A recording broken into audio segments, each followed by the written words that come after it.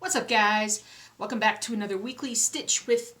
Wait, it's not Stitch with me. It's the weekly update. Oh, man. I already messed it up. It's Wednesday night. This is the latest I have recorded in months. It's almost 8 o'clock right now, and I only just now sat down and do the video. Work. I've been working, even just now downstairs, I've been working since I got home from work, on work. And I look forward to the day where I don't have to do that anymore. And when I can just stitch every night and be happy. That day is not today, though, and it's likely not tomorrow. So, totally cool, totally fine. Let me get my head in the section. Anyway, so, but anyway, stitching. What are we talking about? All right, we're talking about progress for the week. So I'll show you guys what I have done. And we're going to talk about a couple of cross-stitch related pieces of news. A little tease to begin with. My camera is literally slowly sliding to the side. Sorry about that. There is a surprise coming. It's a big surprise. And for people who have watched this channel for a while, it's a cool surprise. I don't want to leak anything else out about it as of yet, but it is something that will be revealed certainly in February, pretty confidently.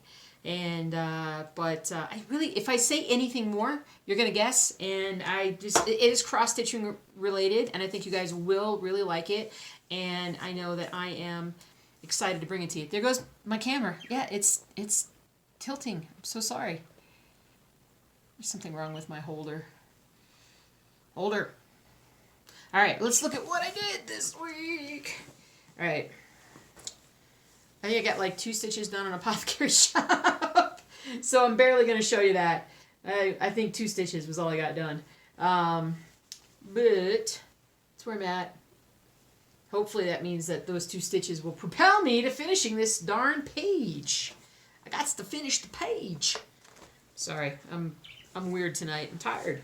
I'm tired. All right, I don't know what that's doing in here. Baseball. I haven't gotten any further on baseball. Yeah, I haven't gotten any further on baseball, but there's baseball.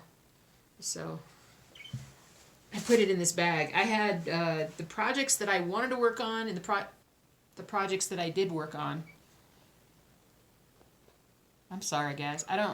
It's just not wanting it. Time out. Okay. It's likely to still keep turning. I tried to fix it, but we'll see what happens. So I put all the projects that I wanted to work on as well as the projects that I did work on all in one bag. So I'm going to have a few things in here that I might not have worked on. Now, let me show you a couple things. Rainy Waterloo Place. I'm leaving it in the hoop for now because I was working on it last night and a little bit the night before.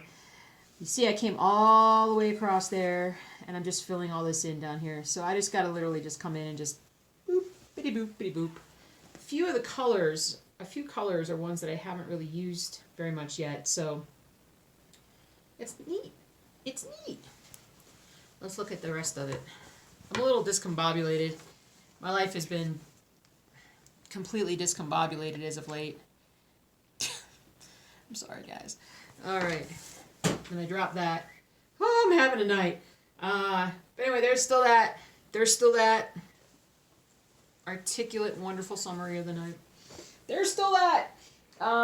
Let's look at Reaper and see what kind of progress I made on the Reaper this week, which I finally did. So I'm getting there. I'm getting close to a finish on this page and on this row. It's an 18 count fabric, so it is something that just takes its sweet little time. It doesn't look like I'm getting a lot done, but trust me, I am. It's it's easily 300 plus stitches a week, and it just takes a while. It really does. But yeah, it's good stuff though. It's good stuff. Oh man, you guys, I don't know if I'm gonna finish this. That's my problem. I don't know if I'm gonna finish it. So, all right, there's that one. And then I didn't stitch on it. Oh, no, wait. One last thing I did stitch on. It is well. I got a little chunk of it done. So what I did was I just came down here and did this green stuff right through here. I did that green stuff. I'm getting there. Getting there. My goal is to do a little bit more every week and be done with it soon. Be done with it soon. So, yep. So, there it is. I'm excited. It's such a different piece than anything else because it's the only thing that I'm doing with linen right now. What can I do? Can I hold it up with something? I probably would tilt it the other way. I don't have anything I can really hang on it. I just got to look at it. It's like every time I turn away, it's tilting. I'm sorry this is kind of a cluster of a show. It's a cluster of a show today. Here we go. All right. There's that one.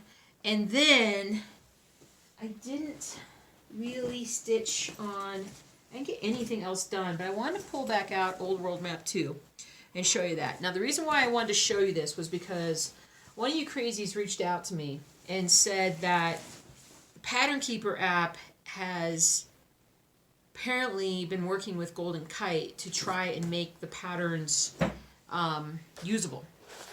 This whole thing is just a mess, isn't it? I don't know what's going on tonight, guys. I really don't. Really don't. But they're apparently working together, or they're trying to work together. I haven't independently confirmed this yet because I haven't gotten anybody to email me back from Golden Kite yet. So I need to make sure that I emailed the right email address and go back and look at that because maybe they emailed me and it went to my junk folder. It's possible. I haven't had a lot of time to look at it. But if you've had a Golden Kite pattern emailed to you, you'll know that usually that file is password protected. So if you're trying to pull it up on an independent app, unless that app has your password for that project, it can't access the pattern. So if I could somehow use Pattern Keeper for Old World Map 2, can you guys imagine how much faster I'll stitch on that? I mean, I can't right now because my work has been insane, but just technologically deficient tonight. I'm sorry.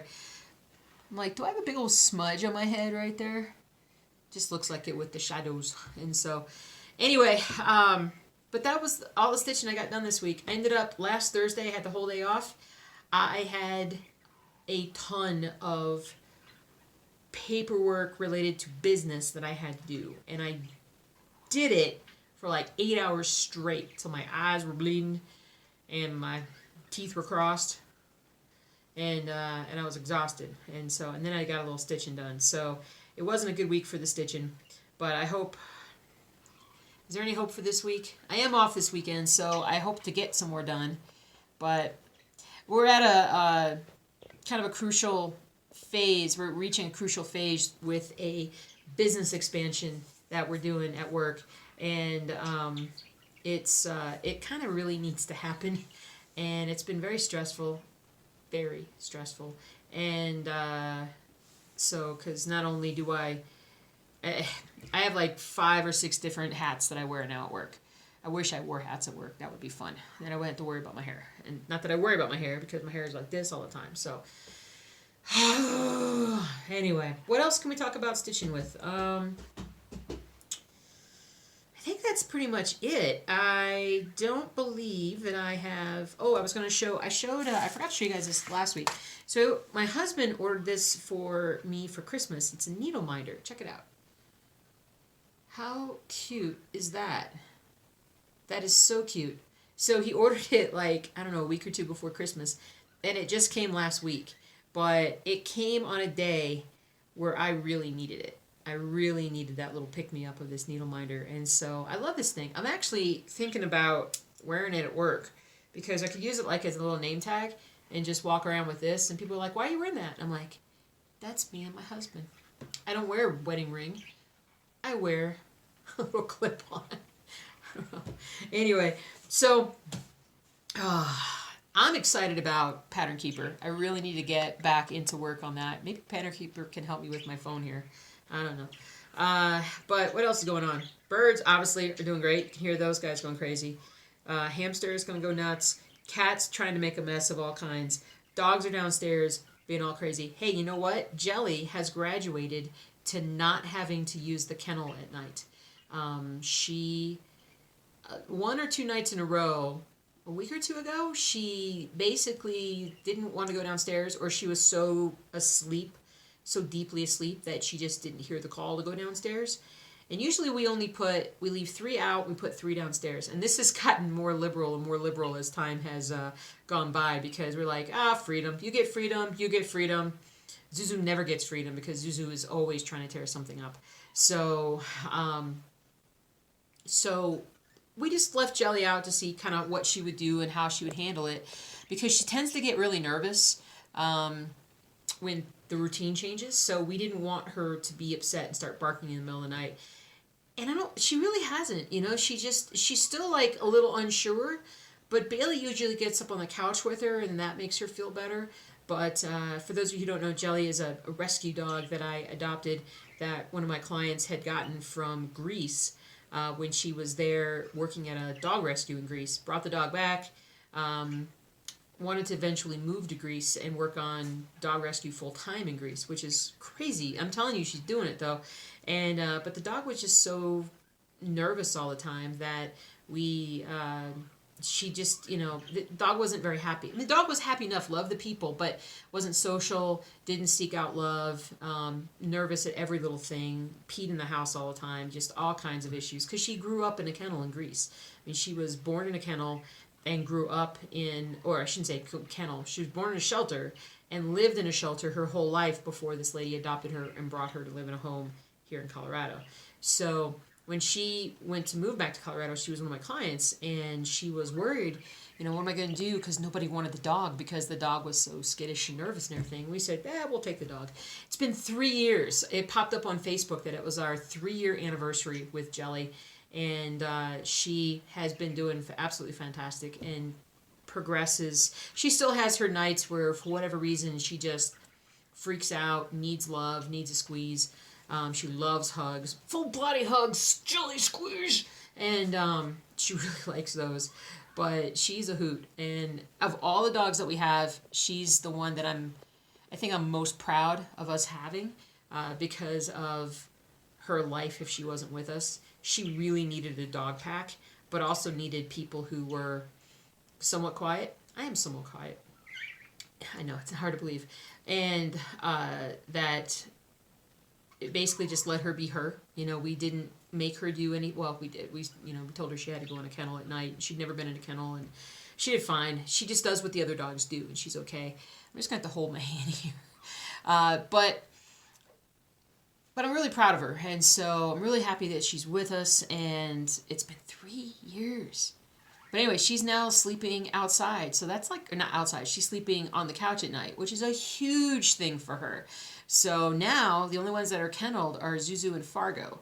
So, and Fargo is primarily kenneled because he barks. We left him out earlier this week, overnight. I think my husband Mark just didn't want to. He has a soft heart. He doesn't like to put the dogs up. So if I don't put the dogs up at night, the dogs don't go up, which is not good, because at some point, usually around midnight, somebody will do something.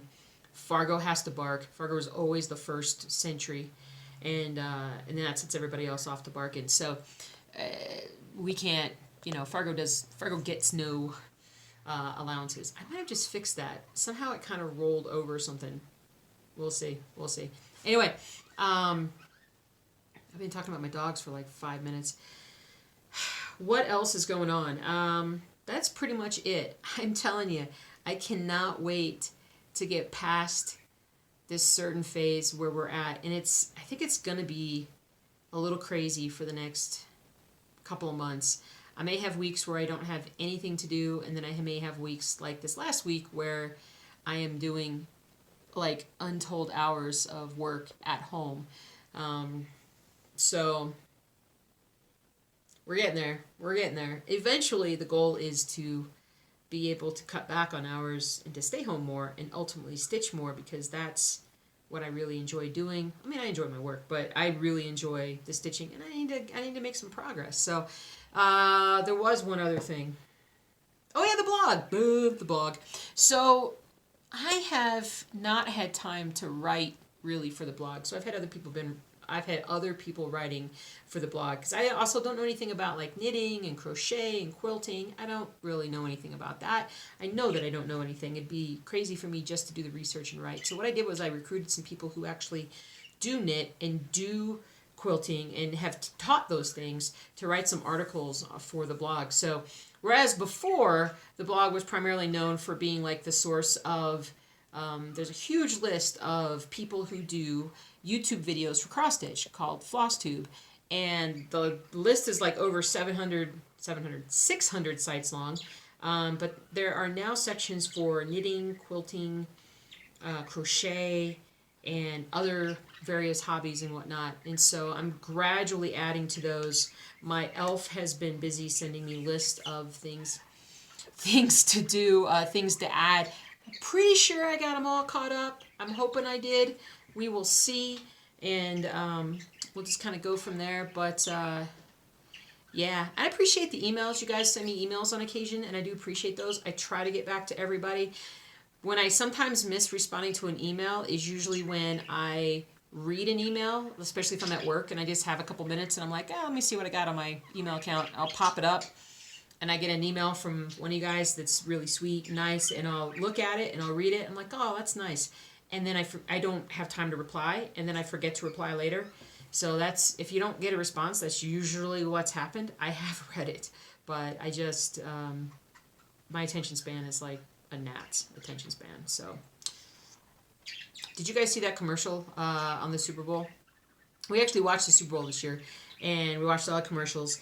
And really, the only one that I really, really loved, here goes my thing again, was the I'm gonna start with the accent, was the car commercial.